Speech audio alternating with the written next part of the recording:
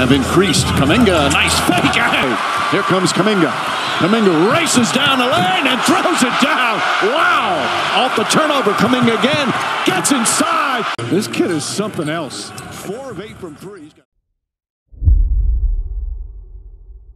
Jonathan's time will come. You know, he's a very, very young player. He's very talented. He's just got to keep working. Things will go well for him as long as he, just stays on the path. This is how it goes for young guys on, championship teams. It's there's just no free minutes. This is not a championship team. If we were, we'd be moving on. When this NBA season started, the Warriors were a one-man show. With Stephen Curry leading the charge, there was no definitive second option. The team was in desperate need and called for someone not named Stephen Curry to help share the scoring load. Jonathan Kuminga answered that call. Hey, what's happening, everyone? This is Switch Culture. It has been a tough season for Golden State, but if there is one bright spot, that would be the ascension of Jonathan Kuminga. After dropping 26 points and leading the Warriors to a victory over the Memphis Grizzlies, the Warriors' young star continues to gain the praise of his coach and teammates while putting the league on notice. Well, what's so special about what JK is doing, and where does this position the Warriors for the upcoming playoffs as well as next season? Stick around for the rest of today's video to find out. But before that, don't forget to like the video and subscribe to Switch Culture for the most analytical and entertaining NBA content on the planet. Now get ready. You're about to get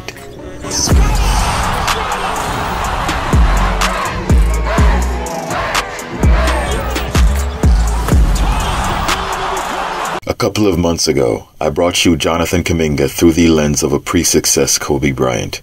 At the time, JK had just demanded that he be given the opportunity to show that he's more than capable of becoming a major contributor to the Warriors. Steve Kerr still had trust issues, as Jonathan Kuminga hadn't gotten much in the way of development in his first 2 years, while he spent his summers working out and showed flashes during the season in his second year, as a matter of fact, putting up 14 points, 4.5 rebounds, and 1.8 assists in 25 minutes over a 13-game span in March of 2023 during Wiggins' personal leave of absence. Steve Kerr was opposed to giving JK any kind of promotion into a more prominent role.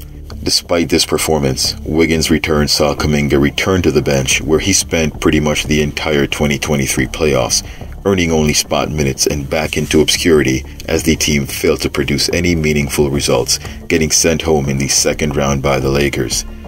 After another productive offseason for Kuminga, who's been one of the Warriors' healthiest players, the year started with him in a backup role. Not only was he put near the end of the roster, he was actually moved out of the rotation altogether. It would take a move of desperation by Steve Kerr, who couldn't find a way to beat the lowly tanking Portland Trailblazers, where he would decide to put Jonathan Kuminga into the game. The team then went on a run with Kuminga on the floor and would never look back. It was this game that solidified JK into the Warriors' rotation, but it wouldn't stop there. Kuminga still had a very short leash and still struggled to get consistent playing time. After major performances that saw Kuminga sit on the bench to close games when he was arguably the best or second best player on the floor, something had to give. After one especially egregious misappropriation of minutes, where JK put up 16 points on 7 shots, shooting 71% from the field, 4 assists, and 4 rebounds in just 19 minutes, Steve Kerr sat Kuminga for the rest of the game, including the entire fourth quarter. He was the best player on the floor that night, but didn't see the floor for even a second during the closing segments of the game. The Warriors would end up losing that game. This would be the proverbial straw that broke the camel's back. JK gave up all hopes on his future as it relates to being in the hands of Steve Kerr and proceeded to call out his coach. Despite the trust issues Steve Kerr harbored for Jonathan, however, the Warriors coach wasn't left with much of a choice. He's had some good games and some down games, and he'll start tonight. So he'll get Draymond's slot in the lineup, and we'll give him every opportunity to succeed. Were it not for the suspension of Draymond Green and the regression of Andrew Wiggins, he might still be coming off the bench, getting 19 minutes a night. But Kerr had no one else in the lineup to play the power forward position, as no one outside of Steph Curry could create their own shot, and without Draymond, it was almost every man for himself. It was here that Jonathan Kuminga would step in, and like any alpha with a Mamba mentality would say, "Me with the ball, there's nobody that could guard me." With those words, Jonathan Kuminga put the biggest target on his back. Now not only was the whole world watching, they also had expectations. Now he had no choice but to prove that his coach, who has won 9 NBA championships, 5 as a player on 2 separate dynasties, and 4 as a head coach on a 3rd dynasty, was completely wrong in assessing his capabilities when it came to playing winning basketball at the highest level. But nothing came easy. Steve Kerr was not just going to hand over the keys. Kuminga received a marginal amount of freedom from coach Steve Kerr. While he would be featured in the starting lineup, his minutes were still somewhat limited to between 20 and 25 a night, and there wasn't much room for error. What happened next typically only happens in the bowels of Hollywood production studios. Following that game where he only played 19 minutes while being the best player on the floor, Steve immediately gave Kuminga 36 minutes the very next game out of sheer guilt. Not only would he go on to prove himself, Jonathan Kuminga went on a tear that saw his stock explode. He immediately asserted himself as the team's second option and proceeded to string together a total of 8 20-point games in a row, more than he had put together in his entire career up to that point. For 31 games after he sat the fourth quarter, Jonathan put up 20.6 points, 5.7 rebounds, and 2.7 assists per game, doing so in only 29 minutes. This translates to a per 36 of 25.5 points, 7 rebounds, and 3.3 assists. Every player taken before Kuminga, including Alperen Şengün, who is being referred to as the best player in the draft class, is a full-time starter, and they all have been for pretty much their entire careers up to this point. This chart shows the cumulative average of each player's points, rebounds, and assists, as well as their effective field goal percentage. This puts Alperen Şengün of the Rockets at the top of the podium with a total of 39.3 points, rebounds, and assists. Cade second, Kuminga third, and so on. The only player on this list with more points per 36 than JK is Cam Thomas, who's been averaging 25.6 points per 36 minutes this season, a tenth of a point higher than Kuminga's, although the Warriors' young protege has a much higher effective field goal percentage. While a redraft of the 2021 NBA draft class might not look quite like what's shown, it's a fairly good indicator of where these players currently rank. What I can tell you is that Şengün is in one tier. Meanwhile, Cade, Kuminga, and Scottie shore up a second tier. Evan Mobley, Cam Thomas, Josh Giddey, Franz Wagner, and Jalen Green are in a third tier. As a quick reference, I even included Tyrese Maxey, who was an all-star this season, slotting in right between the second and third tiers despite being from a different draft class. Another interesting fact is that Kuminga is not only third overall, but he's third in efficiency as well, meaning he's very likely a top 3 player in the 2021 draft class.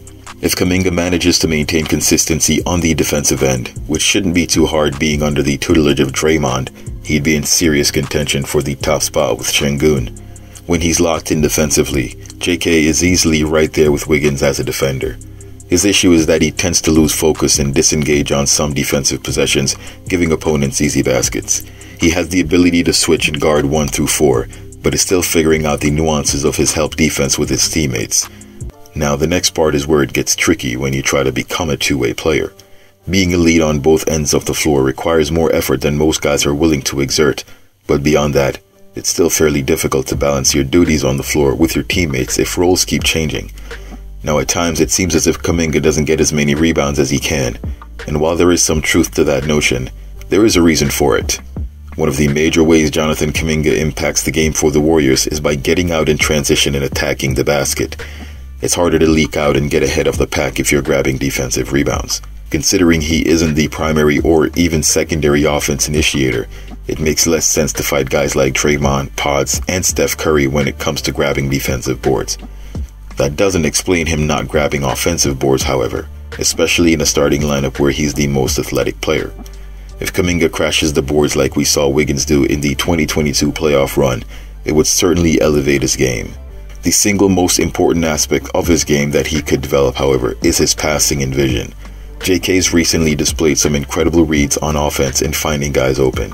He's made quick extra passes to the better shooter for knockdown threes, and he's also made tough quick decision passes finding Steph or Klay on the perimeter after recovering loose balls while collapsing the paint or grabbing offensive rebounds. If he continues to improve this part of his game, it isn't infeasible that Steve Kerr could use Jonathan as the primary initiator on an increasing number of possessions come playoffs. This type of progress would most certainly lead to a lucrative off-season contract extension offer in the triple digits, as well as a bigger role next season as a definitive second option next to Steph Curry. This also puts him in prime position to become the franchise cornerstone once 30's jersey gets retired. The future, however, will get decided depending on how well the team dynamic between the two work out during the playoffs and if the potential is there for something bigger next year that could lead to a deep playoff run, if not a title run. And lastly, each game just keeps getting better and better for Kuminga. The 21-year-old exerted his dominance over a Memphis team that, while they weren't exactly in good shape, still put up a fight for the first 18 minutes. They also had one player from JK's draft class who went off for a career night in Santi Aldama, who was also a first-round pick. Drafted 30th overall, Aldama went for a career-high 6 threes and kept the Grizzlies around much longer than they should have been. Wiggins and Kuminga led the charge for Golden State in the first half in what was a close game until there was about 2 minutes remaining. The Warriors went on a 10-0 run to close, never relinquishing their lead. With Jonathan Kuminga running the break and clearing out the Grizzlies' defense, Klay Thompson packing heat downtown, and Trace anchoring the lineup, the Warriors looked like a team that was ready for the bright lights. The only problem? Beating the Grizzlies isn't exactly prime time, although the highlight reels for Kuminga might have you believing otherwise.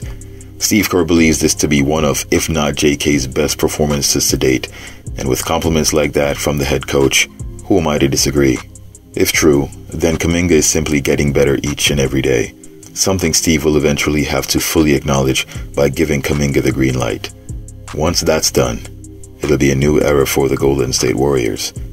Let me know what you see in Kuminga's future as a Warrior. Is he the future cornerstone, or will the Warriors have to look elsewhere?